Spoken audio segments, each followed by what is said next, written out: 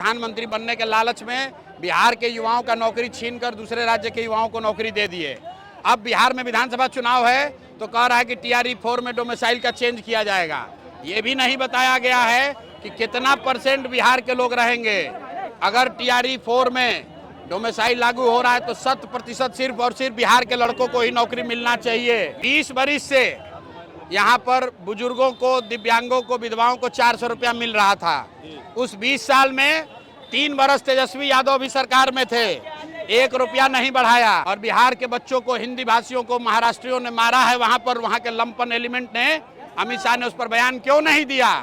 और अगर बिहार के बच्चे महाराष्ट्र में मारे गए उस समय आप मुंह नहीं खोल रहे थे। बिहार में डोमिसाइल नीति नहीं लागू हुआ है, सिर्फ अगली बार जो परीक्षा TRE 4 है उसके लिए लिमिटेड किया गया है। ये लोगों को बेवकूफ़ बनाने के लिए 3 लाख शिक्षकों की बहाली हो गई, उसमें ज़्यादातर बिहार के बाहर के लोगों का हो गया।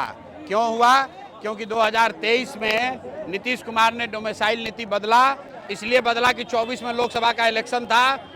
देश भर में प्रधानमंत्री बनने के लालच में बिहार के युवाओं का नौकरी छीनकर दूसरे राज्य के युवाओं को नौकरी दे दिए। अब बिहार में विधानसभा चुनाव है तो कह रहा है कि TRE 4 में डोमिसाइल का चेंज किया जाएगा। ये भी नहीं बताया गया है कि कितना % बिहार के लोग रहेंगे। अगर TRE 4 में डोमिसाइल लागू हो रहा है तो 100% सिर्फ और सिर्फ बिहार के लड़कों को ही नौकरी मिलना चाहिए। और हम लोग और दूसरी बात बिहार के युवाओं को ये समझना है कि एक जन सुराज के खड़ा होने से, एक विकल्प आने से 400 रुपया का पेंशन बढ़ के 1100 हो गया, रसोइया का सैलरी दुगना हो गया। डोमिसाइल पर सरकार ने नीति बदल दिया।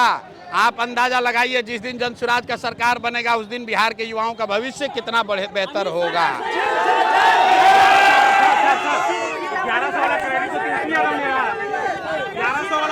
अरे भाई सुनिए, ऐसा है,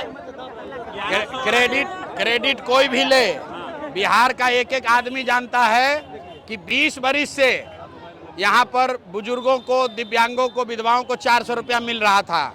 उस 20 साल में 3 बरस तेजस्वी यादव भी सरकार में थे, 1 रुपया नहीं बढ़ाया। लेकिन जनसुराज की जो व्यवस्था अभी बन रही है, ये जनसुराज का डर नहीं है, लोगों का डर है। इतना डरा हुआ है नीतीश कुमार, इतने डरे हुए हैं कि अगर हम नहीं बढ़ाएंगे पेंशन तो लोग हमको हटा देगा। लेकिन अब जनता मानने वाली नहीं है, अब मानने वाला नहीं है, हटाएगा ही हटाएगा। सुनिए, SIR के लिए सुनिए, SIR में भाजपा के कहने पर, भाजपा के साथ मिली भगत करके इलेक्शन कमीशन यहाँ से गरीब, वंचित, मुसलमान जो बाहर प्रवासी मजदूर हैं उनका नाम काटने का कोशिश कर रहा है। लेकिन किसी को डरने का जरूरत नहीं है। सुप्रीम कोर्ट ने कहा है कि अगर आपके पास आधार कार्ड है तो आपको वोट देने का अधिकार है। इलेक्शन कमीशन, किसी का नागरिकता तय करने का अधिकार इलेक्शन कमीशन के पास नहीं है। ये सुप्रीम कोर्ट का रूलिंग है, इसलिए किसी को डरने की जरूरत नहीं है। सब भाई मिलकर वोट सबको देना है। और दूसरी बात, अगर 10-20 को नाम कट भी जाएगा तो भी मैं भाजपा को ये बताना चाह रहा हूँ कि जितने लोगों का नाम रह जाएगा वही तुमको हराने के लिए काफी है।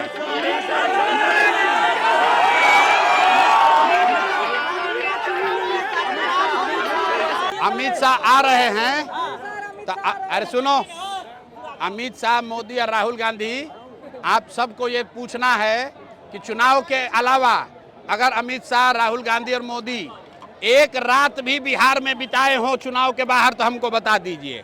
ये लोग दिल्ली में बैठकर बिहारियों को गाली देते हैं।